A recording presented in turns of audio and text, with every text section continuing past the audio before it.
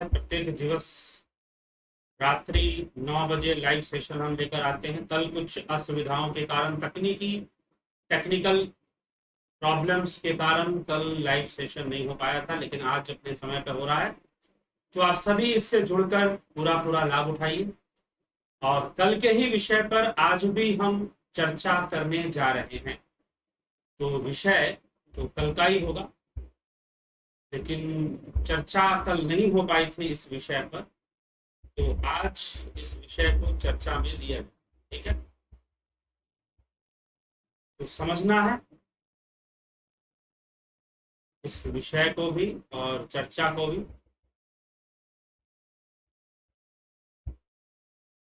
तो जो विषय है कि आप इतने दिनों से सुन रहे हैं कि हृदय गुहा की चर्चा होती है, हृदय गुहा के बारे में बताया जा रहा है कि हृदय गुहा में परमात्मा का वास है, हृदय गुहा में प्रवेश करना पड़ेगा। धर्मस्य तत्वम निहितम गुहयाम महाजनो ये निगता स्वपंथा। ऐसे कर कर कई बार चर्चा, कई बार हम चर्चा को ले चुके हैं इस प्रकार से।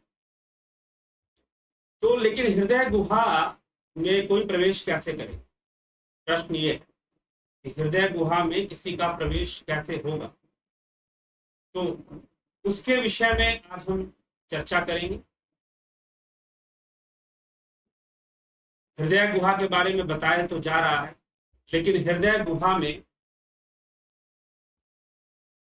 प्रवेश कैसे होता है, ये चर्चा आज का विषय है। तो बहुत सारे लोग अपने अपनी बातें बता सकते हैं, इसमें कह सकते हैं, लेकिन उपनिषद क्या कहते हैं, हमें शास्त्र क्या कहते हैं, उसके अनुसार हमें चलना चाहिए, नहीं तो हम गलत रास्ते पे जा सकते हैं। इसलिए शास्त्रों में जो विषय दिया गया, जो विषय बताया गया है कि कैसे कोई अपने हृदय गुहा में प्रवेश करता, किस प्रकार से करता है, वो हमें अच्छे से समझने की आवश्यकता है। ठीक है, तो अंत तक बने रहें। आज इसी पर, यह प्रश्न भी था, ये पहले भी कई बार प्रश्न कर चुके हैं लोग कि हृदय गुहा में कैसे प्रश्न। दूसरा विषय क्या है कि ये हृदय गुहा कहां पर है। तो सीधा कई लोग कहेंगे कि भाई हृदय गुहा तो हृदय चक्र मतलब अनाहत चक्र को कहते हैं। ठीक है, तो यहीं पर होगा या यहां पर जहां हम अनाहत चक्र है हमारा, तो इसे अनाहत चक्र फिर क्यों बोलते हैं भाई, यहां फिर अनाहत चक्र क्यों कहा जाता है इसे, जब हृदय ही चक्र कहना है तो चलिए। लेकिन हृदय, यहां चक्र की बात नहीं हो रही है, ध्यान रखिएगा, यहां चक्र की बात नहीं हो रही है, यहां बात हो रही है गुहा की और ग्रंथि की। हृदय ग्रंथि भी एक शब्द प्रयोग हुआ है। तो ये तीन कॉन्सेप्ट्स हैं, हृदय चक्र, हृदय ग्रंथि और हृदय गुहा। आपको मैं सीधा सीधा बता देता हूं, ये तीनों ही अलग अलग कॉन्सेप्ट रखते हैं। हाँ, इन तीनों के बीच संबंध है, जी हाँ संबंध है, संबंध तो निश्चित रूप से है, लेकिन फिर भी ये तीनों अलग अलग कॉन्सेप्ट। हृदय चक्र अनाहत चक्र के कहा गया है। हृदय ग्रंथि, ग्रंथि मतलब ग्लैंड, ठीक है, ग्रंथि सिस्टम जो है, हमारे शरीर में कई ग्रंथियां हैं, तो यह शरीर का विषय है। ग्रंथि भी शरीर का विषय है, चक्र भी शरीर का विषय है, सूक्ष्म शरीर का विषय है। लेकिन हृदय गुहा, गुहा शब्द का क्या अर्थ होता है, बार बार गुह्याम, सर्वभूत गुहाशय, ईश्वर को कहा गया सर्वभूत गुहाशय, ब्रह्म को कहा गया सर्वभूत गुहाशय, सर्वगत सर्वव्यापी। शुरू में ही हम इसकी बहुत अच्छे से चर्चा कर चुके हैं कि सर्वभूत गुहाशय, सभी भूतों के गुहा में। इस गुहा शब्द को समझना जरूरी है। आपने सिर्फ हृदय पे फोकस किया, सुना अच्छा हृदय गुहा मतलब हृदय चक्र को बोला जा रहा है, सीधा कंक्लूजन निकाल दिया। और हो सकता है कि आप किसी गुरु जी के पास जाते हो, उन्होंने भी आपको यही कंक्लूजन दे दिया हो, अच्छा हृदय गुहा का मतलब हृदय चक्र। हो सकता है कि आप जिन गुरु जी के पास जा रहे हो, उन गुरु जी ने भी यही कंक्लूजन दिया हो कि कि हृदय गुहा का मतलब हृदय चक्र। तो इसीलिए आज ये संशय, यह एक विषय बना हुआ था काफी दिनों से। कई लोग ने प्रश्न भी पूछा था कि आप हृदय यहां बताते हैं, यहां हृदय ग्रंथि बताते हैं, हृदय ग्रंथि, ठीक है, और एक है हृदय गुहा और एक है हृदय चक्र। ठीक, तो गुहा क्या है, गुहा शब्द का प्रयोग क्यों किया गया, ये बताइए। गुहा शब्द का क्या अर्थ होता है? गुहा शब्द का अर्थ है जो अत्यंत गोपनीय स्थान पर हो, जो अत्यंत गोपनीय हो, रहस्यमयी हो। ठीक, मान लीजिए किसी बहुत ही कोने में, अंधेरे में, बहुत गुप्त सी जगह जो ऐसे मिल नहीं सकती है, जहां पर ऐसे हम पहुंच नहीं सकते हैं साधारण रूप से, हमारे लिए जहां पहुंचना मुश्किल है, ऐसा जगह, गुहा का मतलब अत्यंत गोपनीय। ठीक, तो कहा गया धर्मस्य तत्वम, जो धर्म का मूल तत्व है वह परमात्मा ही तो है, वह आत्मा ही तो है ना। उसी को उपनिषद आत्मा आत्मा आत्मा बार बार रिपीट करके कहते हैं, आत्मा आत्मा आत्मा। तो वह जो आत्मा है वह परमेश्वर है, वह हृदय गुहा में या गुह्याम या शब्द, कई जगहों पर हृदय शब्द का प्रयोग भी नहीं है। कई श्लोकों में, अभी श्वेतास्त्रोपनिषद ही हमने पढ़ा, उसमें कई श्लोकों में हृदय शब्द का प्रयोग नहीं किया गया, बस गुहा शब्द का प्रयोग है। और इस श्लोक में भी जो मैं बोल रहा हूं, धर्मस्य तत्वम निहितम गुह्याम, हृदय गुहा नहीं बोला गया। तो अब यहां पर आप हृदय, हृदय शब्द सुना, तुरंत हमारा मन यहाँ हृदय चक्र तो यहाँ पे है ना जी, मतलब यहाँ के बारे में कहा जा रहा है। बिल्कुल नहीं कहा जा रहा, दिमाग से एकदम निकाल दो, गलत साधना करोगे, गलत मार्ग पर चलोगे, जहां पहुंचना है वहां पहुंचोगे ही नहीं। हाँ, यहां हृदय चक्र बोल सकते हो, हृदय गुहा नहीं बोल सकते। पहली बात तो ये बात कितनी रिपीट कर कर बताया जा चुका है कि आत्मा की स्थिति इस शरीर में कहां पर है।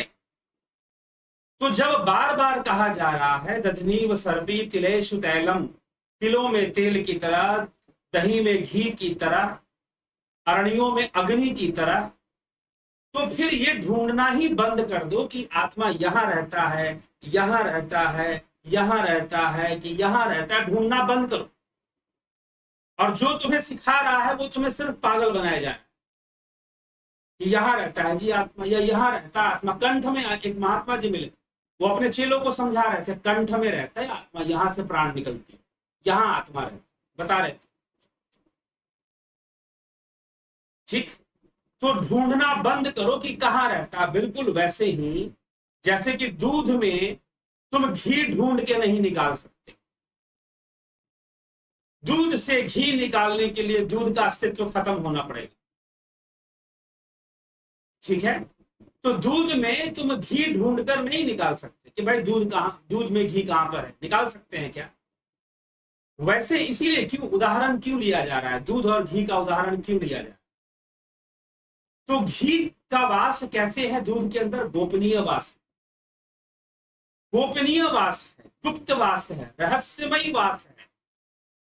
घी का वास दूध में ही है, लेकिन गुप्त रूप से, रहस्यमयी रूप से। ठीक, तो इसीलिए आप आत्मा को इस शरीर के अंदर ढूंढना बंद कर, बस। तो ये चीज है, तो इसको हमें थोड़ा सा इस पर ध्यान देना पड़ेगा। तो हृदय गुहा क्या है? तो आज पहले हृदय गुहा में परमात्मा रहता है, उपनिषदों में कई बार ये चर्चा आ चुकी है, पिछले उपनिषदों में चर्चा आ चुकी है। और हृदय गुहा में कैसे प्रवेश करना है उसकी विधि जानना जरूरी है। तो लेकिन हृदय गुहा है क्या? कई जगह पर हृदय शब्द का प्रयोग नहीं किया गया, मात्र गुहा शब्द का प्रयोग किया गया।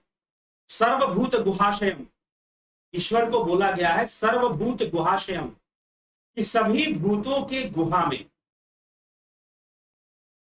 सभी भूतों के अंदर गोपनीय रूप से श्री कृष्ण भगवान कहते हैं अहम आत्मा गुडाकेश सर्वभूताश स्थित, कि सभी भूतों में स्थित है, मैं आत्मा रूप में, मैं सभी भूतों में स्थित आत्मा मैं ही हूं। तो भूत शब्द का अर्थ क्या होता है? जीव।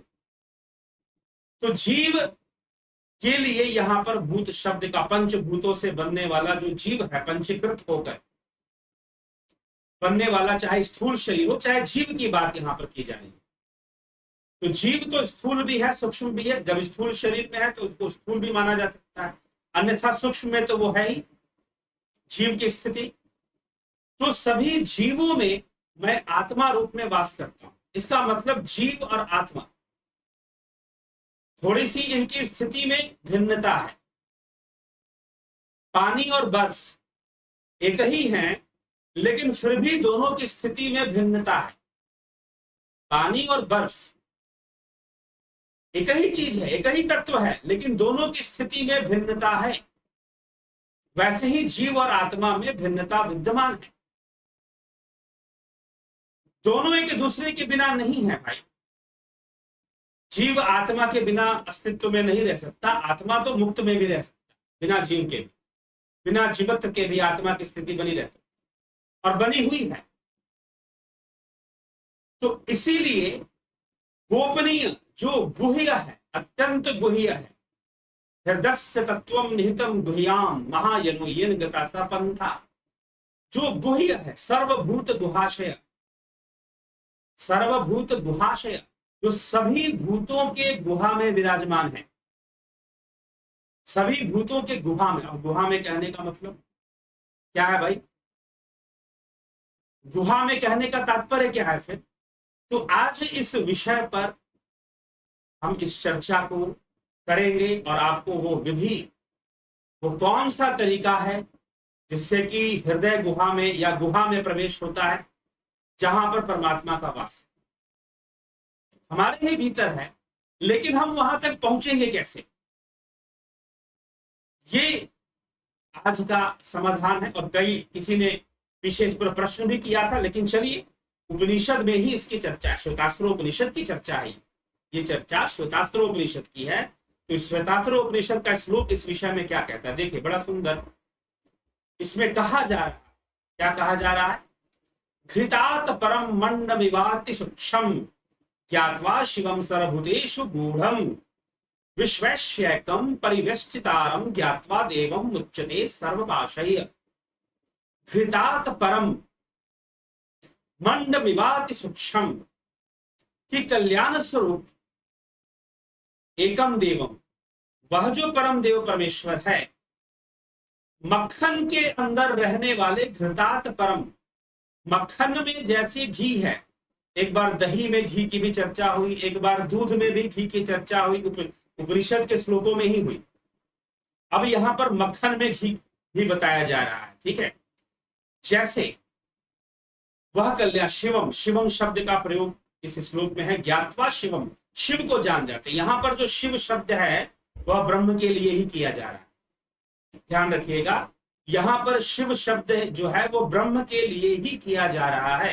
जैसे आदि गुरु शंकराचार्य ने शिवोहम शिवोहम शिवोहम कहा है, उपनिषदों से लेकर ही उन्होंने कहा। अपनी मर्जी से उन्होंने शिव को ब्रह्म नहीं बना दिया है। तो उपनिषदों में, विशेषकर श्वेतास्त्र उपनिषद में कई श्लोकों में ब्रह्म के लिए शिव शब्द का भी प्रयोग हो रहा, ठीक है। तो वह शिव जिसे सती नहीं जान पाई थी, पार्वती जी नहीं जान पाई थी, और तब कैलाशपति ने उनको जनाया था कि तुम मुझे नहीं जानती, उस शिव को नहीं जानती जो ब्रह्म स्वरूप है, अनंत है, अजन्मा है, ठीक है। तो जनाया था, तो वो ब्रह्म ही है, ब्रह्म ज्ञान का ही विषय है वो। तो चलिए, तो शिव कहा जा रहा है यहां पर, ये ध्यान रखिएगा। घृतात परम मंड विवाति सूक्ष्म ज्ञात्वा शिवम सर्वभूतेषु गूढ़म विश्वस्यैकं परिवेष्टितारं ज्ञात्वा देवं मुच्यते सर्वपाशय।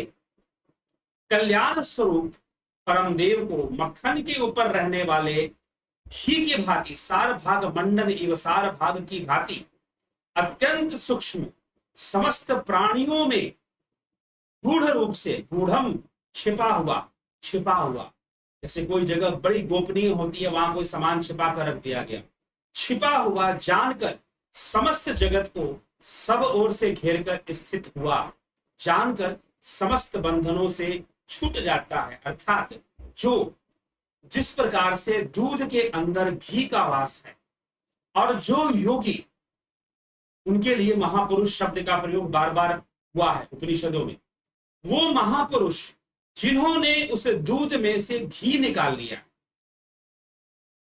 ठीक है, माखन निकाल लिया। तो कबीर साहब की एक वाणी मुझे याद आ रही है यहां पर। कबीर साहब की वाणी, वैसे तो देखिए वाणियां तो उनके चेलों ने बाद में लिखी है, कबीर ने तो वैसे ही बस उपदेश दिया है और उपनिषदों का उपदेश दिया है। तो वो कहते हैं कि संतन संतन माखन खायो छाछ जगत बरगानी, अरे कोई समझो रे नर ज्ञान गगन में आवाज कैसी, अरे कोई समझो रे नर ज्ञान गगन में आवाज कैसी है, बिन धरती एक मंदिर देखा बिना सरोवर पानी, बिन चंदा के चमक चांदनी ज्योत में ज्योत समानी, अरे कोई समझो रे नर ज्ञान गगन में आवाज कैसी है। ठीक, गगन मंडल एक गाय बियानी, धरती दूध जमानी, संतन संतन माखन खायो छाछ जगत बरतानी। तो ये जो वाक्य कबीर वाणी में आती है वह उपनिषद वाक्य है, लेकिन कबीर वाणी में मिलावट भी बहुत ज्यादा है। रिदम को पकड़कर भाषा की सुविधा होने के कारण लोगों ने अपनी मर्जी से कुछ कुछ जोड़कर लिख दिया और कबीर का नाम जोड़ दिया, ठीक है। लेकिन कबीर ने बस उपनिषदों, इसीलिए कबीर को समझना है, ओरिजिनल कबीर को समझना है तो उपनिषद पढ़िए, फिर आपको पता चलेगा कि मिलावट कबीर वाणी में कहां पर हुई। संप्रदायवाद, संप्रदाय का निर्माण, कबीर के नाम पर संप्रदाय का निर्माण कर दो, तो संप्रदायवाद को संतुष्ट करना लोग चाहते हैं। संस्थानवाद, इंस्टीट्यूशनलिज्म, जिसे मैं आपको पहले ही बता चुका हूं, वहां पर आपका आध्यात्मिक विकास रुक जाएगा। सिर्फ से गुरु सेवा के नाम पर, अध्यात्म के नाम पर आप लगे रहोगे दुनियावी कामों में, संसारी कामों में, ठीक है। तो संप्रदायवाद मिलावट ले आता है। संप्रदाय अपनी संप्रदायवाद की, संस्थानवाद की आइडेंटिटी के लिए, ईगो के लिए वह अपने हिसाब से चीजों को बताना शुरू कर देते हैं, यहां समस्या आ जाती है, ठीक है। तो इसीलिए उपनिषद समझ में आ गए तो समझो कि कबीर समझ में आ गए। अगर उपनिषद समझ में आ गए, ठीक, तो कबीर की समझ में आ गई। तो कबीर साहिब कहते हैं क्या कि संतन संतन माखन खायो छाछ जगत बरता। माखन तो खा लिया संतों ने और छाछ जगत के लिए छोड़ दिया कि भाई पढ़ पढ़ के आनंद लेते रहो, सुन सुन के आनंद लेते रहो, थोड़ा थोड़ा, इसमें भी थोड़ा आनंद है, सुनने में भी। तो अब यहां पर उपनिषद में, उपनिषद के इस श्लोक में, इतना सुंदर श्लोक है ये, श्वेतास्त्र उपनिषद के अंदर बहुत ही गूढ़ और शायद नवा उपनिषद, ये सभी मूल उपनिषदों का अपने आप में सार है, क्योंकि इसमें सीधा टेक्निक बता दी गई है कि भाई ये चीज ऐसे मतलब पहुंचोगे हर चीज को, ब्रह्म मूल कारण ब्रह्म को जानोगे, ध्यान योग से जानोगे। अब बताया जा रहा है कि गुहा में प्रवेश कैसे होगा, श्लोकों के अंदर ही आ जाए, सुनते जाइए, जुड़े रहिए, बने रहिए। तो संतन संतन माखन खायो छाछ जगत बरतानी, धृतार्थ परम मंड विवात्य सूक्ष्म ज्ञात्वा शिवम सर्वभूतेषु गूढ़म विश्वस्येकम परिवेष्टितारम ज्ञात्वा देवम मुच्यते सर्वपाशय। कि शिवम, वह परम देव परमेश्वर जो कि अत्यंत गुण, जैसे कि मक्खन के समान है, अत्यंत सार भाग जो है उसके समान वह है, अत्यंत सूक्ष्म है, अति सूक्ष्मम, मंडभावती अति सूक्ष्मम, इसे अति सूक्ष्म है, सूक्ष्म से भी परम सूक्ष्म है, सर्वभूतेषु गूढ़म ज्ञात्वा शिवम, सर्वभूतेषु गूढ़म ज्ञात्वा शिवम, उस शिव को जानकर जो कि सभी भूतों में गोपनीय है। कौन गोपनीय है? शिव। वो शिव है जो गोपनीय रूप से हमारे भीतर विराजमान है, इसलिए यहां पर ब्रह्म को शिव कहा जा रहा है, ठीक है। तो वह शिव है जो गोपनीय रूप से हमारे भीतर विराजमान है, ठीक। तो इसीलिए कैसे विराजमान है? जैसे घी, दूध के अंदर सार भाग में मक्खन और घी है, वैसे ही वह शिव सर्वभूतेषु गूढ़म विश्वैश्यैकम परिवेष्टितारम, कि समस्त जगत को सब ओर से घेर कर अपने कंट्रोल में रखे हुए, भीतर भीतर गोपनीय रूप से समस्त जगत को अपने कंट्रोल में रखे हुए, ठीक ऐसा यहां पर बताया गया। तो उसको जान लेने वाले समस्त बंधनों से मुक्त हो जाते हैं जिन्होंने माखन खाया है, जिन्होंने माखन खाया। संतन संतन माखन खायो छाछ जगत बरतानी, अरे कोई समझो रे नर ज्ञान गगन में आवाज कैसी है। आवाज आती है गगन मंडल से, ध्यान योग करोगे तब तो आएगी। तुनकार आती है, तुनकार आती है, झंकार आती है, ठीक।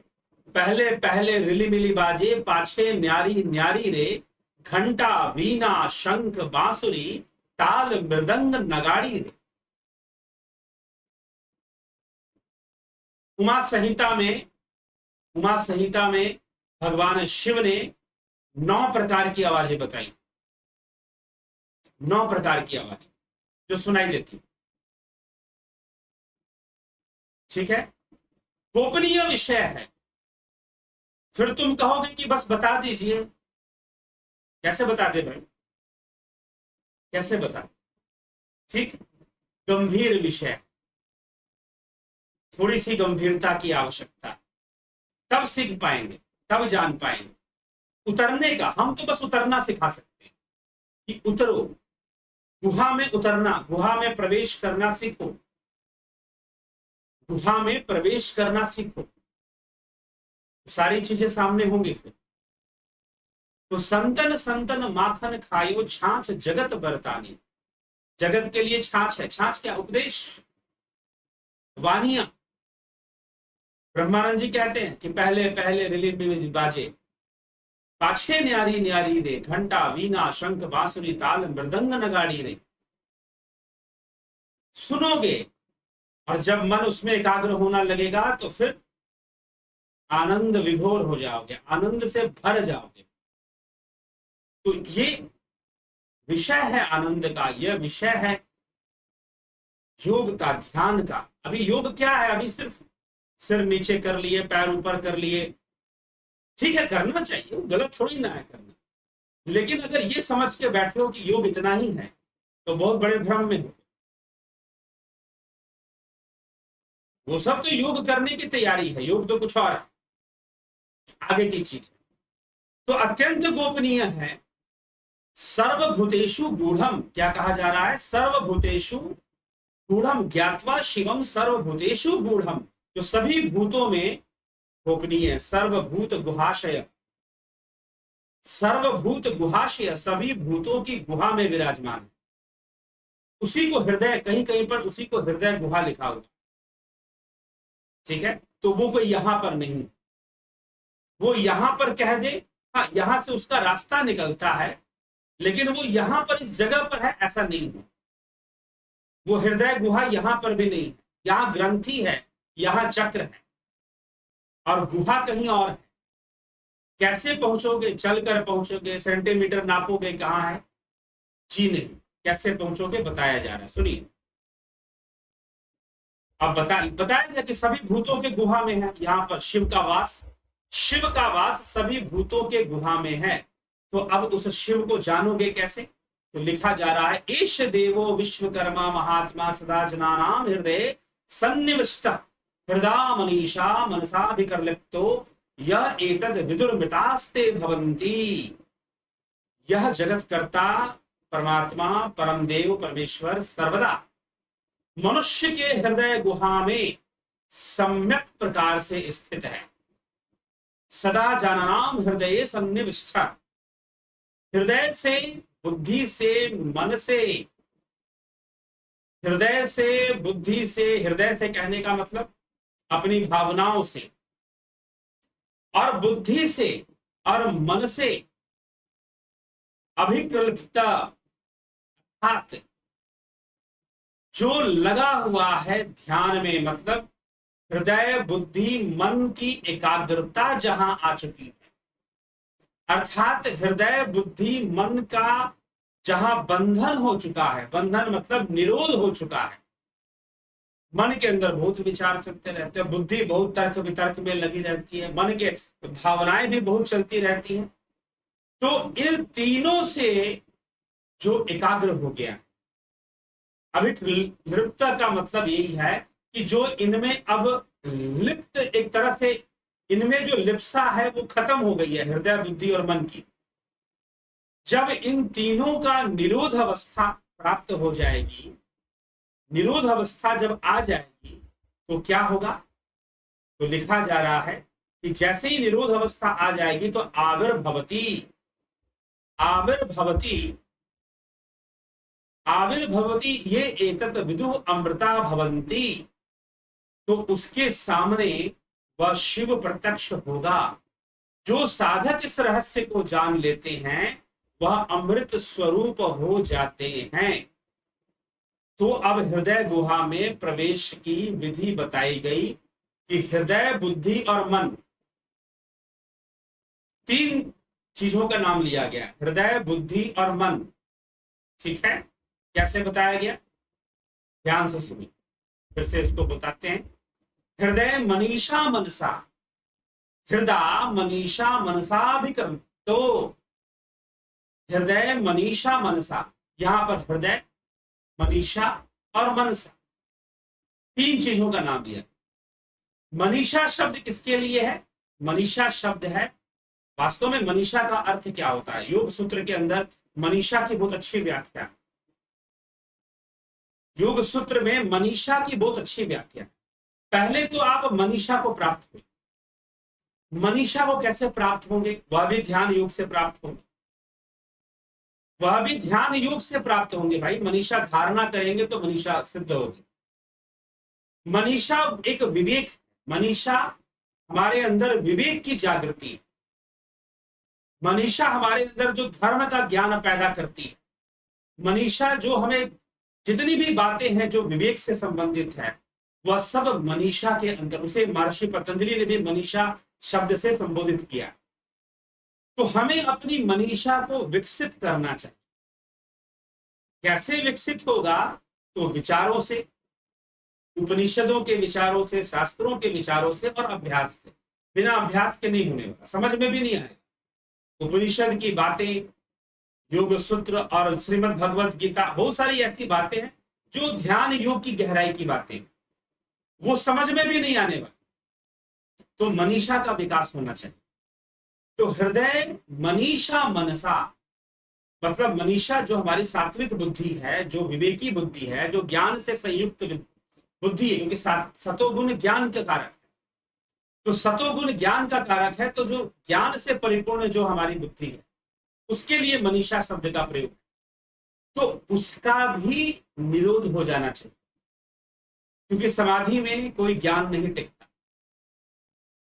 कोई ज्ञान तभी तक रहेगा जब तक मुक्ति नहीं है, जब तक बंधन है तभी तक ज्ञान का अस्तित्व बना रहेगा। ठीक है, तो इन तीनों का निरोध कर देने से, इन तीनों को एकाग्र कर देने से, एक कर दो, हृदय हृदय मनीषा मनसा, इन तीनों को एक कर देने से क्या होता है, इनका आवरण खत्म हो जाए, क्योंकि ध्यान योग में इनका कोई काम नहीं है।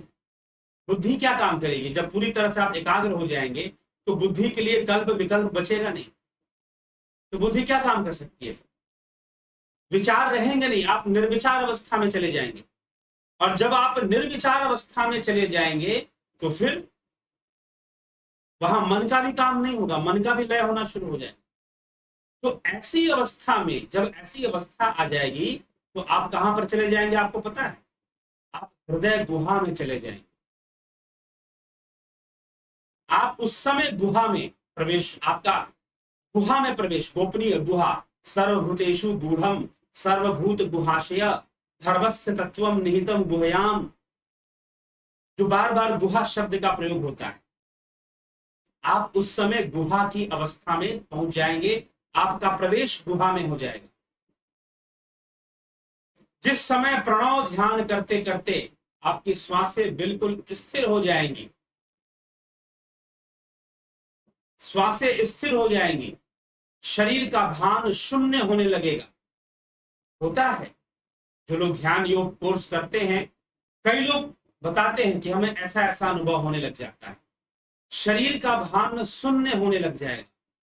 श्वासें जैसे कुछ देर के लिए चले ही ना, कुछ सेकंड के लिए, 30 सेकंड तक, कई कई लोगों का 1-1 मिनट तक रुका रहता है, 2-2 मिनट तक रुका रहता है, बड़ी बात नहीं है। ध्यान योग जो लोग अभ्यास करते हैं, प्रणव, विशेष करके प्रणव साधना करते हैं, वो ऐसा अनुभव कर ही लेते हैं। ठीक है, फिर उनको नाद भी सुनना सुनाए। तो ऐसी अवस्था में यहाँ भ्रिकुटी के मध्य में अपने ध्यान लगाने की जरूरत नहीं, अपने आप जैसे चींटी रेंग रही हो, थोड़ा भारी भारी हो रहा हो, ऐसा अनुभव होना शुरू हो जाएगा, एकाग्रता बननी शुरू हो जाएगी। शरीर जैसे शून्य हो रहा है, हाथ पैर जैसे शरीर में है ही नहीं, ऐसी अनुभूतियां आनी शुरू हो जाती हैं। और जिस समय यह प्रश्वासो गतिर विच्छेद, श्वास और प्रश्वास की गति सम हो जाएगी, सम इनका आना जाना अनुभव होना बंद हो जाए। जिस समय ऐसी अवस्था आ जाए, समझिए कि आपका प्रवेश गुहा में हो गया। ठीक है, वहां विचार शून्यता की स्थिति बनने लगेगी, हृदय बुद्धि मन सब शांत, सबकी एकाग्रता स्थापित होगी, सबका लय की अवस्था बनने लगेगी। और जब ऐसा हो जाए, क्योंकि सारी चीजें, भावनाओं का संबंध हमारी श्वासों से है, हम क्रोध में हैं, मोह में हैं, लोभ में हैं, ये सारी अवस्थाओं में हम किस अवस्था में हैं? हम हृदय गुहा में। जब हम इनको रोक देते हैं तब हृदय गुहा में। जब ये चीजें काम करती रहती है, बुद्धि काम करती रहती है, मन काम करता रहता है, तर्क वितर्क चलता रहता है, अनेक विचारों का प्रोसेस चलता रहता है, चिंतन मनन चलता रहता है, तो हम बुद्धि की दुनिया में हैं, मन की दुनिया में हैं। ठीक है, लेकिन जब ध्यान योग के द्वारा इन सब का काम रोक दो, पहले तो इंद्रियों का निरोध कर दो, अंतर्मुखी कर दो इंद्रियों को, बुद्धि भी अंतर्मुखी हो जाएगी। इंद्रियों के माध्यम से बुद्धि जो बाहर देख रही थी, अब भीतर देखेगी, बाहर देखना बंद कर देगी। मन में विचार थोड़े रहेंगे, फिर अच्छे से प्रणव साधना विधिवत, जैसे ध्यान योग के कोर्स में बताया गया है, जिन लोगों ने किया है वो भली भांति उस रहस्य को जानते हैं। तो जो बताया गया है उस अच्छे से उसको फॉलो कर लें, तो धीरे धीरे ये श्वासें सम की अवस्था में आ जाएंगी, चलना पता ही नहीं चलेगा कि चल रही है, और आप बड़ा आनंद का अनुभव करेंगे। आपको कोई तकलीफ नहीं होगी, क्योंकि आपने रोका नहीं, जबरदस्ती थोड़ी ना श्वास रोक लिया है, अपने आप ही श्वास सम की अवस्था में आ जाएगी। और जब श्वास अपने आप सम की अवस्था में आ जाएगी, तो फिर क्या होगा? आपका प्रवेश हृदय गुहा में हो गया। ठीक है, आपका प्रवेश समझो हृदय गुहा में हो गया, यही है, आप गोपनीय स्थान पे पहुंच गए, जहां से आपको आनंद की अनुभूति होने वाली है, आनंदमयी अवस्था को आप स्पर्श करने लगेंगे। हाँ, यह है कि समय लगता है, अभ्यास अच्छे से करना पड़ता है, लेकिन बहुत ही एक आनंद और एक अति चेतन आनंद की अनुभूति है। उसका प्रभाव इतना है कि अगर 2 मिनट के लिए भी ऐसी एकाग्रता की अवस्था बन गई, जहां पर हृदय मन बुद्धि इन सबों का निर्बाध हो गया, भावनाएं रुक गई, मन की क्रियाकलाप रुक गए, बुद्धि के क्रियाकलाप रुक गए, कुछ सेकंड के लिए भी, तो उसका प्रभाव आपके पूरे दिन क्या, आगे भी आप उसको सोच करके, हाँ हमारे भीतर में ऐसा आनंद है, आप उसको अनुभव करते रहेंगे, और आपका एक विश्वास बन जाएगा कि हाँ जी ऐसी चीज है, ऐसी चीज है, ऐसी चीज का अस्तित्व है। तो ये विषय है। तो आपका प्रवेश गुहा में हो गया। तो यहां पर ध्यान योग ही, उपनिषद के अनुसार, श्वेतास्त्र उपनिषद के अनुसार, ध्यान योग ही वो माध्यम है।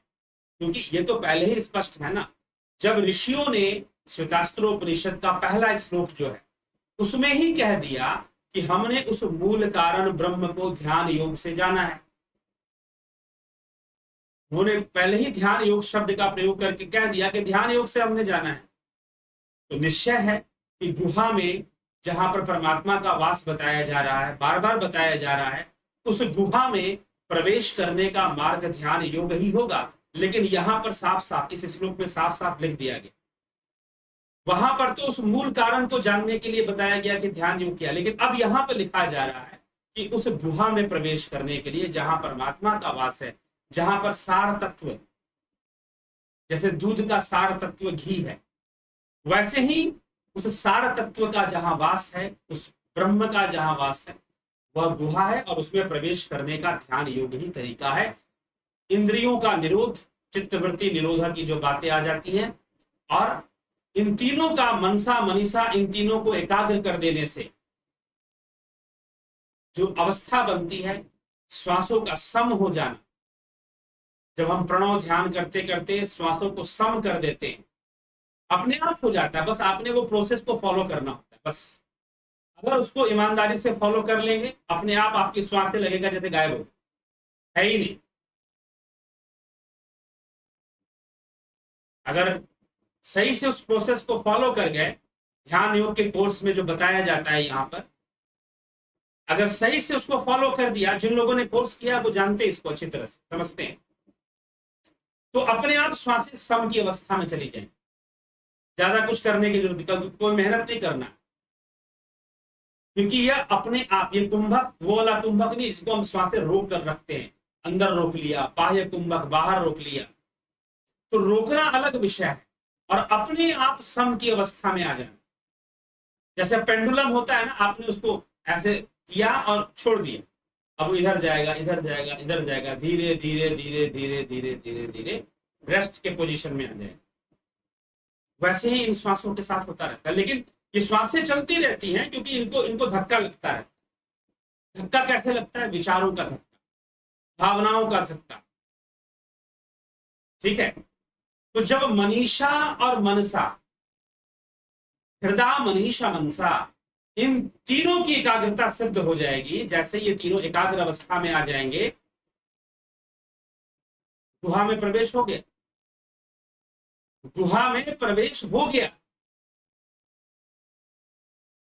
तो उस हृदय गुहा में, अब यहां पर गुहा है, यहां पर, अरे भाई ये यहां जो कर रहे हो शरीर है भाई, स्थूल शरीर है, और इंद्रियों के माध्यम से कर रहे हो। ये स्पर्श, ये हमारी अंगुली क्या है? इंद्रिय है, कर्म इंद्रिय है, ज्ञान इंद्रिय भी है, त्वचा के माध्यम से हम यहाँ बंद, तो इंद्रियों का विषय है ना, और वो इंद्रियों के परे है। तो शरीर के भीतर यहाँ आत्मा है, यहाँ आत्मा है, यहाँ आत्मा है, ढूंढना हमेशा के लिए बंद कर दो। फिर से रिपीट कर रहा हूं, हृदय गुहा में प्रवेश करना है तो ध्यान योग करना, वही एक माध्यम है, और यही उपनिषद वाक्य है, यही उपनिषदों का डायरेक्शन है,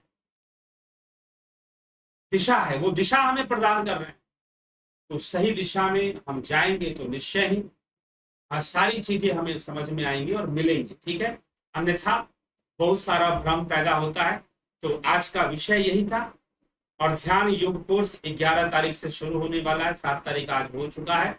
जिनको भी ज्वाइन करना है शीघ्र ज्वाइन कर लें। और देखिए सुनिए, ज्वाइन करने के पहले संपर्क करें।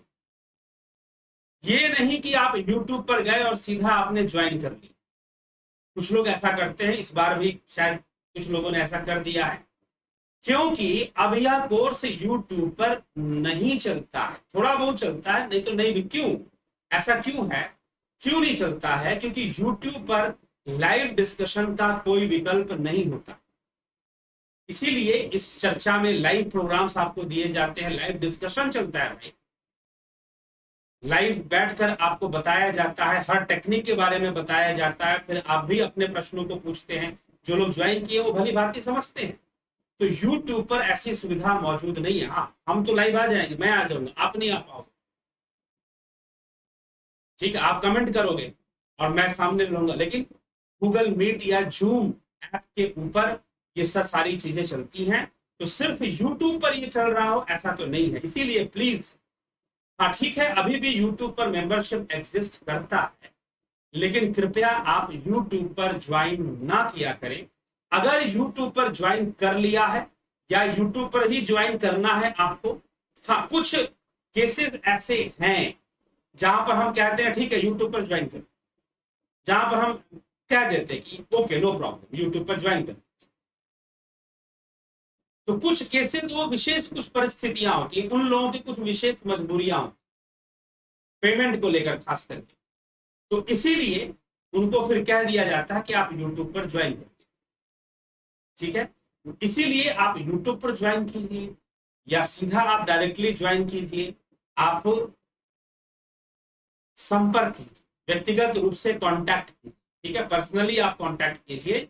अगर ज्वाइन कर लिया, अगर YouTube पर आपने मेंबरशिप ज्वाइन कर लिया है तो भी आप कांटेक्ट कीजिए। अगर आप ये सोच रहे हैं कि हमने तो YouTube पे ज्वाइन कर लिया, अब हमें कोर्स मिल जाएगा, नहीं मिलने वाला,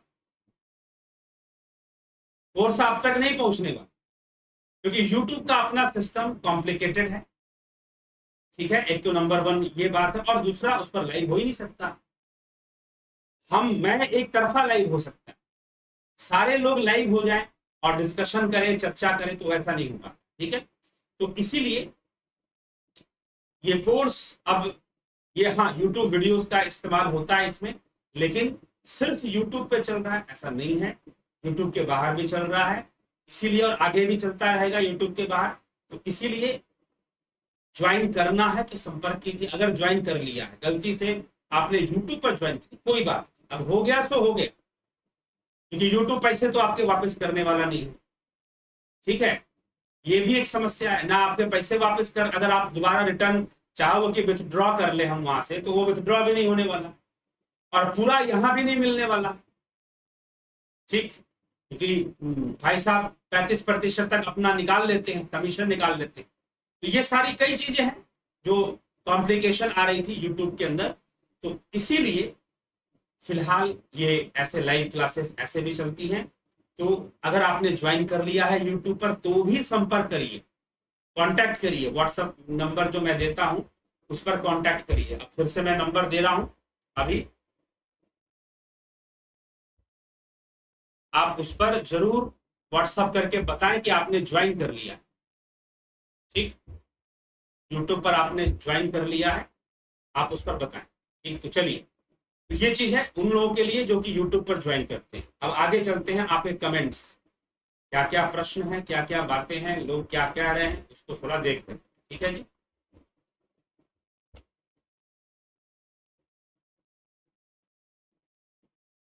देखिए कौन क्या क्या है।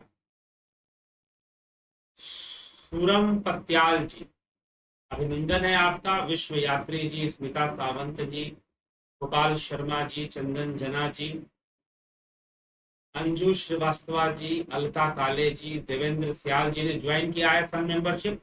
देवेंद्र सियाल जी, कृपया आप व्हाट्सएप पर संपर्क करिए। ठीक है, तभी आपका कोर्स स्टार्ट हो पाएगा, नहीं तो सिर्फ ज्वाइन कर लेने से कोर्स स्टार्ट नहीं हो। उषा श्रीवास्तव जी, अपूर्व विश्वकर्मा जी, विक्रम सिंह जी, वैष्णवी ज्वेलर्स। हाँ जी, हम ध्यान योग का कोर्स करना चाहते हैं। अब कब ध्यान योग कोर्स प्रारंभ होगा? ध्यान योग कोर्स 11 अगस्त से शुरू हो रहा है। 11 अगस्त से शुरू हो रहा है। आप सभी उस 11 अगस्त के कोर्स के लिए ज्वाइनिंग चल रही है, आप ज्वाइन कर सकते हैं। ठीक है, आप व्हाट्सएप नंबर मैंने अभी दिया है, उस पर संपर्क करिए।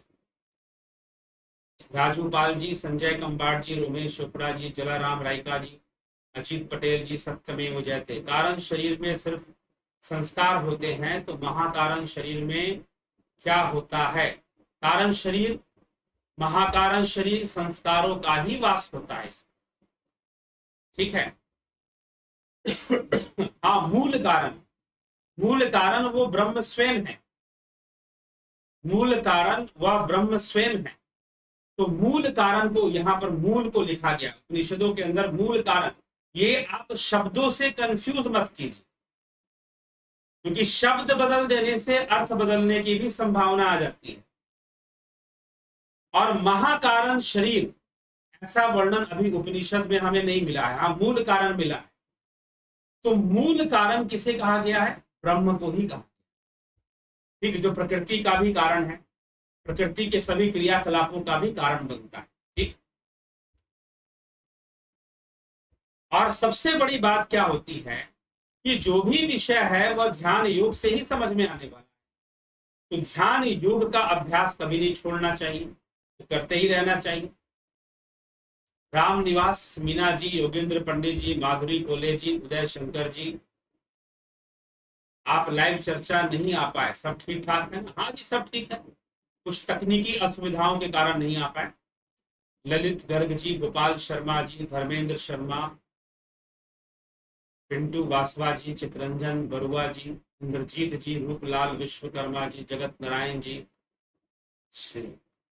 रंजीत सिंह जी। गुरु जी भी, जब जीव का मोक्ष हो जाता है यानी बूंद सागर हो जाती है तो वो ब्रह्म हो जाती है, तो क्या जीव का अपना कोई अस्तित्व रहता है क्या? जी नहीं, नहीं रहता। ठीक, जीवत्व वहां पर नहीं रहेगा। तो जीवत्व क्या है? जीवत्व में भोग है, जीवत्व में भोग है। जब तक वो जीव है तब तक उसके भोग भोगने की प्रक्रिया चलती रहेगी, कर्म रहेगा। और ब्रह्म में कर्म नहीं है, ब्रह्म में कर्म नहीं है, जीव में कर्म है। इसलिए जीव होना परवशता है। गोस्वामी तुलसीदास जी इस विषय में क्या लिखते हैं? परवश जीव। उनकी भी वाणी को थोड़ा सा ले लेते हैं। परवश जीव, स्ववश भगवंता। ठीक है, तो जीव परवश है। तो परवश कहने का मतलब प्रकृति के वशीभूत है। तो प्रकृति के वशीभूत होने के कारण वो कर्म परायण रहेगा, हमेशा कर्म करता रहेगा। लेकिन ब्रह्म में कर्म नहीं होता। तो जब वो ब्रह्म में लीन हो गया तो उसका अस्तित्व रहने का मतलब ही नहीं है, क्योंकि जब तक कर्म नहीं, संस्कार नहीं, आवरण नहीं, तब तक जीव कैसा? तब तक जीव कैसा? तो जीव को एक अलग तत्व मानना पड़ेगा आपको कि भाई वो अलग तत्व है। वो तो अलग तत्व कैसे होगा? अगर कोई अलग तत्व की सत्ता होगी, मान लो पानी में पत्थर डाल दो तो पत्थर अलग तत्व है, पानी अलग तत्व है, तो पत्थर अपनी जगह बनाएगा।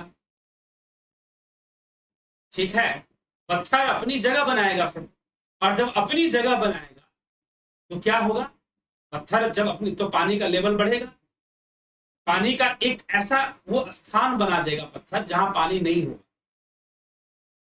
इसीलिए मैं बार बार कहता हूं, जैसी तुम बोलते हो तीन सत्ता, तीन सत्ताएं हैं, तो निश्चित रूप से तीनों सत्ता एक दूसरे को लिमिट करने में लग जाएगी, सीमा, उनकी सीमाओं को निश्चित करेंगे। अगर एक पात्र के अंदर हम एक पत्थर डाल दें जो कि पानी नहीं, अगर आप बर्फ डालोगे तो बर्फ तो पानी हो जाएगा। ठीक है, लेकिन अगर पत्थर डाल दोगे तो वो पानी नहीं हो, क्योंकि वो पानी से अलग तत्व। तो अगर आप जीव को ब्रह्म से अलग तत्व स्वीकार कर लोगे तो ब्रह्म कभी जीव में समा ही नहीं पाएगा, क्योंकि उसकी सत्ता है ना, आपने सत्ता के रूप में से स्वीकार कर लिया। तो जब सत्ता के रूप में स्वीकार कर लिया तो अपना अस्तित्व बना के रखेगा, हमेशा बना के रखेगा। ठीक, तो फिर परवशता भी मतलब नहीं है, परवश होने का कोई मतलब, जो जीव है वो अपने आप में अपनी सत्ता है, तो उसका परवश होने का कोई मतलब नहीं है फिर तो, क्योंकि वो सत्ता है और सत्ता क्यों परवश होगा। तो इसीलिए यह बात स्वीकार्य नहीं हो सकती है। तो जीवत्व एक आवरण है, जीव एक आवरण है, कर्म संस्कारों का आवरण है, मन बुद्धि, जो कि प्रकृति के विकास क्रम में आता है। जैसे ही बुद्धि और अविद्या से अहंकार का उत्पत्ति हो जाती है, अगर हम सांख्य शास्त्र के सृष्टि कर्म को अगर हम पढ़ते हैं तो बुद्धि से अहंकार की उत्पत्ति बताई गई है, महत तत्व फिर अहत तत्व। अहम तत्व जब आ जाता है तो वहां जीवत्व आना शुरू हो जाता है। अहंकार ही उसको बना के रखता है, जीवत्व को अहंकार ही बना के रखता है। तो ये चीज है। तो इसीलिए जब जीव ब्रह्म में लीन हो जाएगा, जीव का अस्तित्व नहीं रहेगा। और जब तक अस्तित्व बनाए रखने का मोह है, यही तो आसक्ति है, अपने अहंकार से प्रेम है, अपने अहंकार से प्रेम है, यही आसक्ति है कि जब तक जीव को अपना अस्तित्व बनाए रखने का शौक है, दुनिया की कोई ताकत उसे मोक्ष नहीं दे पाएगी। परम से परम गुरु भी आ जाए तो मोक्ष नहीं दे पाएगा उसे। ठीक है, चिंता मत कीजिए, कई बार मैं बता चुका हूं इस विषय में। योग माया और माया के अंतर का मार्गदर्शन कीजिए, बस वही बात है ना भाई। कई बार बता चुका हूं, एक ही सीढ़ी है, उतरने के काम भी आती है और चढ़ने के काम भी आती है। जब उतरते हो तो भोग माया है, और जब चढ़ते हो तो योग माया है। ठीक है, जब उतरते हो तो भोग माया है, और जब चढ़ते हो तो योग माया, अर्थात वो मुक्ति का साधन है, नहीं तो भोग का साधन है। बस इतना ही है योग माया। तो भगवान अपनी योग माया से प्रकट होते हैं, अर्थात अपनी सिद्धि से प्रकट होते हैं, योग से प्रकट होते हैं। रजनीश बर्फानी जी, रमेश जोगिया जी, अश्विन चौधरी जी, हरिओम आचार्य जी, शरीर को लौह के समान बलवान बनाने के लिए योग करना चाहिए या जिम की कसरत करनी चाहिए? पता नहीं क्या करना चाहिए। ठीक है, ध्यान योग से भी हो सकता है शरीर लौह, तो आप करिए। अब इसका विषय मुझे लौह बनाने के लिए जिम करें कि योग करें, योग ही कर लीजिए, योगासन वगैरह करिए, ठीक है, और जिम भी कर लीजिए। ये तो जो बना चुके हैं वही बताएंगे, उनका विषय हो सकता है जिन्होंने शरीर को लौह बना लिया। ठीक है, चलिए, तो वो बताएंगे, ज्यादा अच्छे से बताएंगे। आप किसी रेसलर के पास जाइए, पूछिए। रमन महर्षि हृदय का स्थान दाहिनी और सूक्ष्म बताते हैं। अच्छा जी, हृदय का स्थान शारीरिक हृदय या आध्यात्मिक हृदय या अनाहत चक्र आप कह लीजिए, लेकिन यहां उपनिषद में ऐसा कोई स्थान नहीं बताया गया। वो कह रहे हैं कि आप ध्यान की अवस्था में चले जाइए तो गुहा में प्रवेश हो जाए। गूढ़म गुहा, गुहा शब्द का प्रयोग बताया गया है, गुहा में प्रवेश हो जाए। ठीक, तो अब रमन महर्षि कौन से किस अपने किस सूत्र में कहां पर किस बात की चर्चा कर रहे हैं? वो वास्तव में हृदय गुहा की चर्चा कर, हृदय का स्थान, तो हृदय चक्र की बात हो सकती है, हृदय चक्र का स्थान है। आपने जो यहां पर लिखा है कि रमन महर्षि हृदय का स्थान दाहिनी और सूक्ष्म बताते हैं, वो हृदय चक्र का स्थान है। किसका स्थान है? हृदय चक्र का। यहां पर हम चर्चा कर रहे हैं गुहा का, जो गुहा शब्द का प्रयोग बार बार उपनिषद के श्लोकों में किया जा रहा है उसका। तो वह जो है ध्यान योग के द्वारा आप उस गुहा में प्रवेश पाते हैं। आगे, आचार्य जी प्राचीन भारतीय व्यायाम कौन से हैं, उन्हें कैसे सीखा जा सकता है? वह व्यायाम जो महाभारत काल के योद्धाओं जैसे भीम और अन्य योद्धा किया करते थे। जी हाँ, वो व्यायाम करिए, आपको योगी जी बताएंगे। ऐसे बहुत सारे यूट्यूब पर चैनल हैं जो बताते हैं कि 80 साल की उम्र में भी वो वजन उठाते हैं, इतना 80 किलो का 100 किलो का वजन उठा लेते हैं।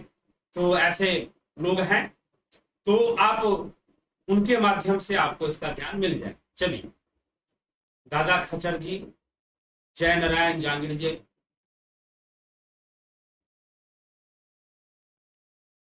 आप बता रहे हैं, जय नारायण, आप बता रहे हैं संतो कंठ हृदय नाभि, या ठीक नहीं, संत गुरुओं के बताए सांसों सांस राम राम करने से ध्यान परमात्मा का होगा। हरे राम हरे राम। सांस कुछ चर्चा इस प्रकार है, नाभि कंठ हृदय, ये किसी दूसरे संदर्भ में ठीक है। ये जो गुहा की चर्चा हो रही है उसके संदर्भ में ठीक नहीं है, दूसरे संदर्भ में इनका महत्व है भाई। नाभि चक्र है, हृदय चक्र है, बिल्कुल महत्व है इनका। कंठ में विशुद्धि चक्र है, ठीक है, कंठ के पास विशुद्धि चक्र है, तो दूसरी तरह से इनका महत्व है। जब वहां चक्रों की जब बात आएगी तो बात अलग। जय राम जी, जय राम, ज्योति दत्ता जी, एस के मिन्हास जी, जय राम जी, गुमला शाह।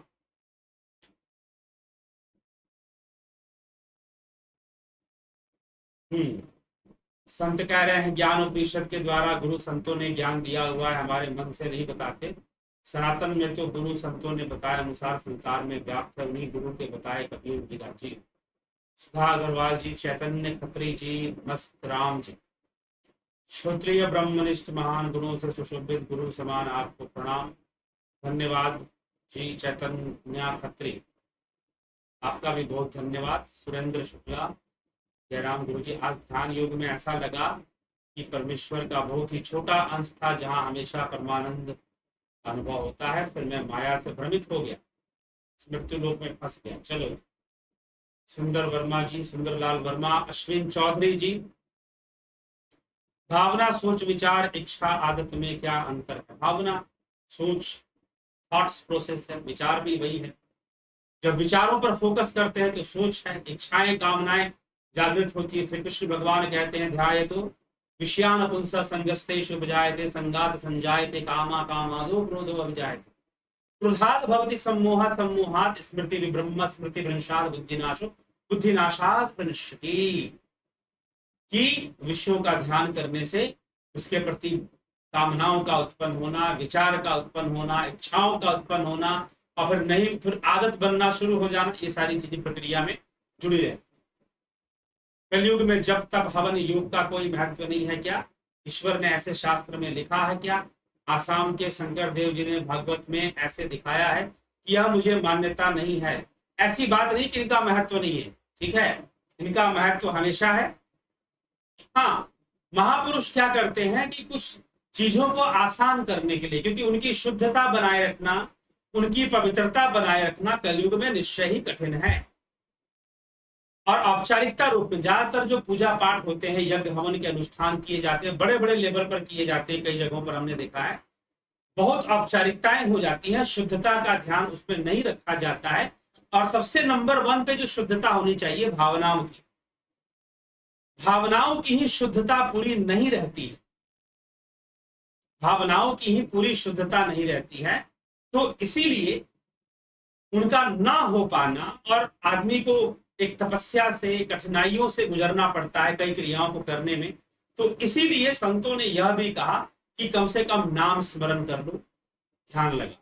लेकिन ऐसा नहीं है कि ये यज्ञ हवन आदि क्रियाएं करनी ही नहीं चाहिए। अगर करते हैं तो ये सहायक है ना, फिर ये बहुत सहायक है। हाँ, एक समस्या ये है कि मध्यकालीन भक्ति क्रांति में जब बाहरी विदेशी ताकत हमारे देश के अंदर बहुत ज्यादा काम कर रही थी, लोग बहुत परेशान थे, ठीक है, यज्ञ हवन आदि की जो शुद्धता, पवित्रता लगभग नष्ट भ्रष्ट हो चुकी थी, और उसकी आम जनता उसको सही से नहीं जानती थी, नहीं समझती थी, उसको करना भी चाहती थी और कर भी नहीं पाती थी सही से। तो उस समय जो संत हुए, उन्होंने नाम कीर्तन का बहुत ज्यादा इंपॉर्टेंस दिया, महत्व बताया, ताकि लोगों का मन सकारात्मक रहे और वो अपना समय जो है प्रभु की भक्ति में लगाएं, अपनी इच्छा शक्ति का वो विकास कर पाए। कुछ इस तरह का उनका उद्देश्य था। लेकिन एक प्रॉब्लम इसमें आती थी, वह थी अत्यधिक ईश्वर निर्भरता।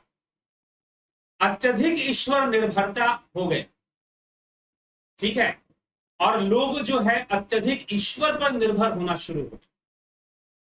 ये काम थोड़ा सा, इसको हम पूरी तरह से सही नहीं मान सकते। क्यों नहीं मान सकते हैं सही?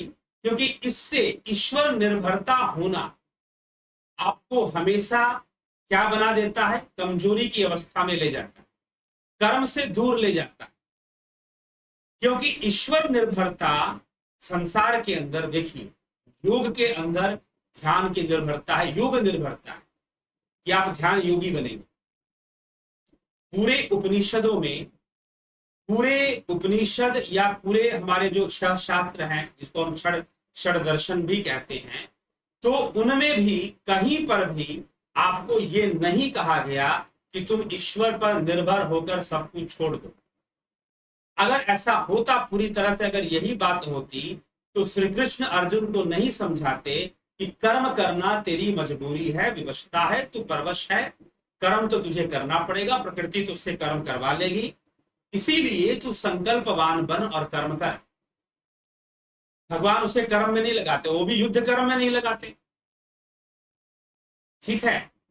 तो अत्यधिक निर्भरता मिलनी शुरू हो गई, जिससे कि जो गुलामी खत्म होनी चाहिए थी, गुलामी और बढ़ती गई, ठीक है। आज भी मैं ये बात दोबारा रिपीट कर रहा हूं, यूरोप के अंदर अंधकार युग रहा। क्यों रहा? कि प्रत्येक जो लोग थे वो डिपेंड हो गए थे गॉड के ऊपर और चर्च के ऊपर। चर्च के पादरी ने जो कह दिया, क्योंकि वो गॉड से कनेक्टेड है, बस वही बात सत्य है। ठीक है, उसके लिए हमें और कुछ रिसर्च करने की जरूरत नहीं है, उसने कह दिया ना, बात सत्य है। तो ओवर डिपेंडेंसी ऑन गॉड अंधकार युग में समाज को ले जाता है, लेकिन उपनिषद या शास्त्र, हमारे यहाँ उपनिषद शास्त्र ऐसा उपदेश नहीं दे रहे हैं। लेकिन भारत में भी ऐसा समय चल पड़ा, और इसका कारण था मिक्सिंग होना। क्या मिक्सिंग? विदेशी विचारधारा का मिक्सिंग। जो बाहर से जो अब्राहमिक थॉट आया उसकी मिक्सिंग, वहां पर गॉड डिपेंडेंसी थी। अच्छा, ये हमारे ये कहते हैं, यहां पर ये लिखा हुआ है, बस वही मानना है। धरती फ्लैट है, हम नहीं सोचेंगे, हमारे इसमें लिखा हुआ है, हमारे गॉड ने बताया है कि धरती फ्लैट है, धरती गोल नहीं है। ठीक है, तो हम तो यही मानेंगे जो यहां पर लिखा हुआ है। तो जो नहीं मानेगा उसकी गर्दन उतार देंगे, और वो भी हमारे गॉड की सेवा है। ऐसी मान्यता का प्रचार किया गया। वही मान्यता कहीं ना कहीं इन्फेक्शन हुआ, आज भी इन्फेक्शन है। उस इन्फेक्शन को दूर करने में लगा हुआ हूं मैं। इसीलिए मैं बार बार कहता हूं कि ज्यादातर हिंदू अपने भगवान या ईश्वर को जिस तरीके से मानते हैं वह शास्त्र सम्मत तरीका नहीं है। ठीक है, वह सनातन धर्म का तरीका नहीं है ईश्वर या भगवान को मानने का। ज्यादातर हिंदू, जैसे कि उसकी मर्जी के बिना पत्ता नहीं हिलता, सबका मालिक एक, ऊपर वाला सब जानता है, और ऐसी कई डायलॉग हैं। ठीक है, ये जितनी भी बातें हैं, ये जितने भी थॉट्स आप बोलते हो कि उसकी मर्जी के बिना पत्ता नहीं हिलता, वो ऊपर वाला सब जानता है, सबका मालिक एक है, ये जितनी भी बातें हैं ये सब अब्राहमिक थॉट से आई हुई बातें। और भी कुछ मैं भूल रहा हूं, और भी कई डायलॉग इस तरह के हैं जो कि लोग बोलते रहते हैं आपस में। चलो ठीक है, बोल दिया करो, दिल को तसल्ली मिल जाती है आपके। लेकिन ये जो इन्फेक्शन है, ये इन्फेक्शन का परिणाम है। ठीक, तो बहुत सारे वो अपने ईश्वर या भगवान को शास्त्रों के अनुसार नहीं मानते हैं, यही समस्या। ठीक है, तो कर्म की प्रधानता है, कर्म की प्रधानता है। तो इस तरह से जो बातें मध्यकालीन भक्ति युग में ऐसी बातों को बढ़ावा दिया गया जहां पर आप कर्म ना करो, कर्म ना करो। आप, ये देश बहुत पहले गुलाम हुआ होता, जब सिकंदर आया, जब सिकंदर आया, लेकिन उस समय इस धरती पर सौभाग्य से चाणक्य थे। चाणक्य थे, और चाणक्य ने अपने शिष्यों की जो सेना तैयार की, उन्हें वेद भी सिखाए, उन्हें वेदों और शास्त्रों का पूर्ण ज्ञान भी दिया, और आवश्यकता पड़ने पर शस्त्र प्रयोग करना भी सिखाया। उनकी सेनाएं भी बनाई, और न्याय उचित तरीके से कैसे युद्ध करना है, कैसे राष्ट्र को संगठित करना है, सारी चीजें, कर्म करना सिखाया। ठीक, लेकिन वही कार्य जब अब्राहमिक अटैक होता है, मोहम्मद बिन कासिम से जब शुरू होता है, एक श्रृंखला चल पड़ती है आक्रमणों की इस देश के ऊपर, तो यही कार्य करने वाला कोई गुरु उस समय संभवतः नहीं था। कई लोग मायावादी बन चुके थे, कई लोग कुछ और बन चुके थे, तो संभवतः उस समय कोई ऐसी विभूति नहीं थी जो पूरे देश को संगठित कर दे, तो राष्ट्र को संगठित कर दे, सारे लोगों को संगठित करके रख दे, और उनको कर्म करना सिखाए, कर्म के महत्व को समझाए।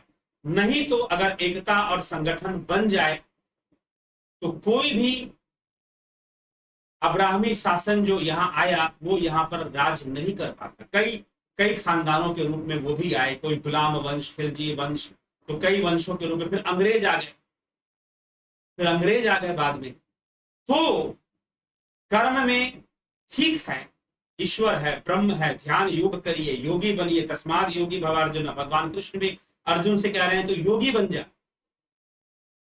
ठीक है, योगी बन जा, तो कर्म परायण बनिए, कर्म को मत भूलिए, और प्रकृति को मत भूलिए। प्रकृति कैसे काम करती है ये समझना बहुत जरूरी है। लोग इसी को त्याग देते हैं, अरे छोड़ो, हम तो हमने तो सब भगवान पे छोड़ दिया, प्रकृति को जो करना है। तो कह देने मात्र से छोड़ना नहीं हो जाए, क्योंकि मन तो काम कर रहा है, बुद्धि तो काम कर रही है, अभी छोड़ा कहाँ है। तो छोड़ना कब होगा? जो यहां उपनिषद में बताया जा रहा है, हृदय मनीषा मनसा, इन तीनों को एकाग्र कर दो, इन तीनों की लिप्सा खत्म कर दो। ठीक है, ये अलिप्त अवस्था में, लिप्त ना हो, अलिप्त हो जाए, ऐसी अवस्था में आ जाए ये तीनों। आपका मन भी तब जाकर समर्पण होगा, ईश्वर को समर्पण तब होगा, ब्रह्म को समर्पण तब होगा। ठीक है, तो इसीलिए इसकी गहराई को समझना है। तो नाम जपना बिल्कुल उपदेश तो सही है, नाम जपने का उपदेश कि नाम जप कर ही, कलयुग में ऐसा नहीं है।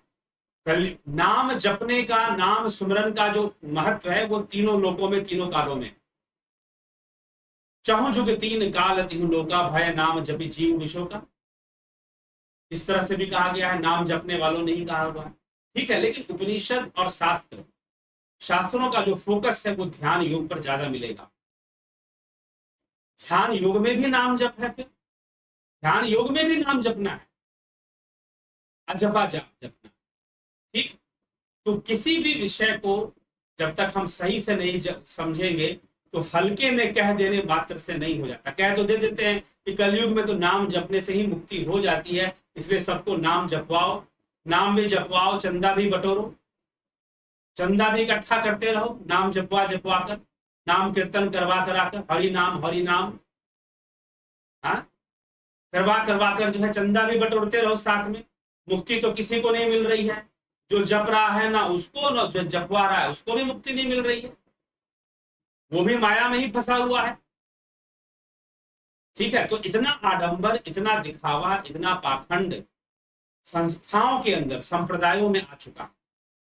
तो यही है, ठीक है, कोई बात नहीं। चलिए, तो शंकर देव की वाणी को पूरा नहीं समझते हैं लोग, इसीलिए क्योंकि उनकी वाणी में बहुत गूढ़ रहस्य भी है, कई गूढ़ बातें हैं, ध्यान योग की अनुभूतियों की बातें भी शंकर देव की वाणी में है, खुद हमने पढ़ा है। ठीक, तो शंकर देव की वाणी में ध्यान योग की अनुभूतियों की भी वाणी है, तो उसको भी समझना चाहिए, मात्र नाम कीर्तन करने से नहीं हो जाएगा। ठीक, अमन कक्कर, जुबच मंडल, अभिनंदन है। अलका काले, मुझे ध्यान में अपना शरीर गोल जैसा भासता है, अच्छी बात है। क्या बार बार गुहा में प्रवेश होते हैं या सिर्फ एक बार ही होते हैं? शुरू में तो बार बार होना पड़ता है, थोड़ा करके, बाद में पूरी तरह से। जुपिटर में बताई साधना अनुसार आज आपने बताई हुई अपरोक्ष अनुभूति परम सत्य है, मैं इस अनुभूति में स्थित हो रहा हूं, आपको कोटि कोटि। जी हाँ, आपने किया है कोर्स तो समझिए। ध्यान योग के लिए कौन सा कोर्स करना होगा? सन जुपिटर दोनों कर सकते हैं।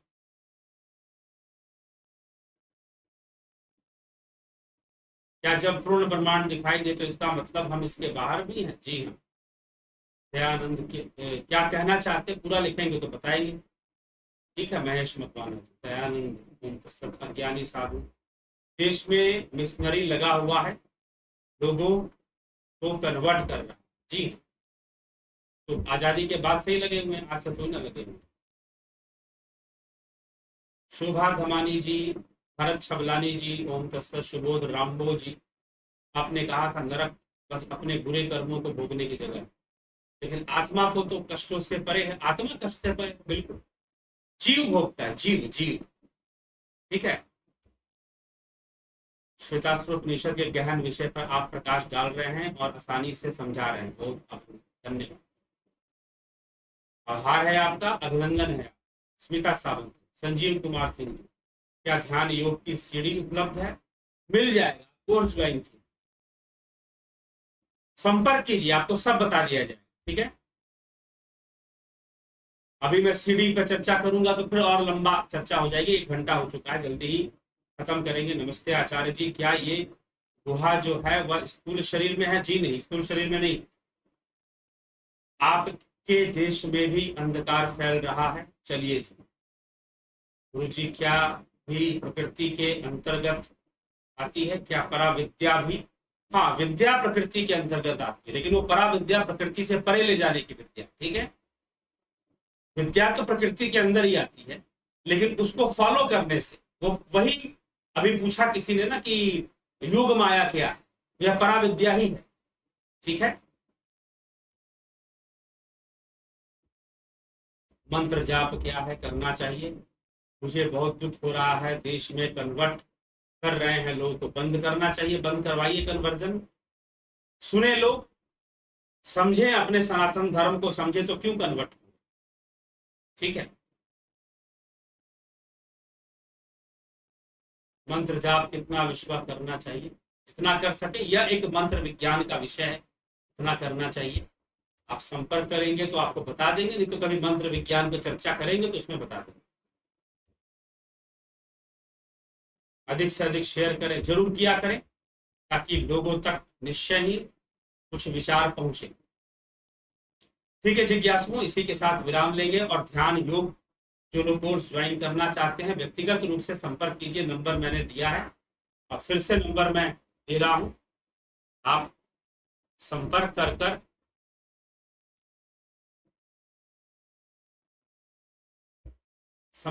कर आप जानकारी लेंगे। ठीक है, ध्यान योग के विषय में। चलिए, बहुत बहुत अभिनंदन आप सभी का, और इस कार्यक्रम से जुड़े रहें, बने रहें, चर्चा को आगे बढ़ाते रहें।